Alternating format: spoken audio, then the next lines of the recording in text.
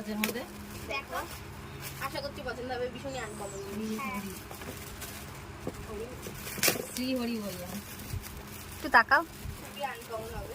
Uncommon. হ্যাঁ, এই নন্দিনী মুখটা ছাড়া। তোমার ইনস্টা রিলসে ছাড়ার জন্য একদম পারফেক্ট। ও এটা কি বক্সে কি খোলো খোলো।